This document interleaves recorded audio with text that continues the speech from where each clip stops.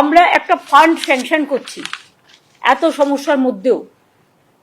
এক একটা বুথের জন্য আমরা এর জন্য ছোট ছোট কাজ করার জন্য 10 লক্ষ টাকা করে স্যাংশন করব।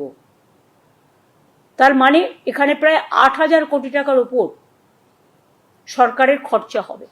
এবং এর ফলে একটা গ্রাম একটা বুথ নিয়ে হয়, আপনারা জানেন, তার কিছু ছোটখাটো সমস্যা থাকতেই পারে, কিন্তু যে ছোটখাটো সমস্যাগুলো হয়তো পঞ্চায়েত স্তরেও তারা পায় না, সেক্ষেত্রে পঞ্চায়েত যেমন কাজ করছে করুক, গ্রামসভা যেমন কাজ করছে করুক, জেলা পরিষদ যেমন কাজ করছে করুক, মিউনিসিপ্যালিটি যেমন করছে করুক, কিন্তু এটা আমরা পশ্চিমবঙ্গ সরকার আমার পাড়ায় আমার সমাধান এই প্রোগ্রামটা করছি।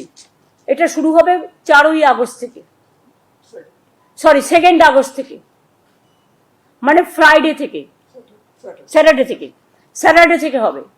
মানে এই শনিবার তো হবে না, 27শে জুলাই, নো, নেক্সট পরের শনিবার থেকে।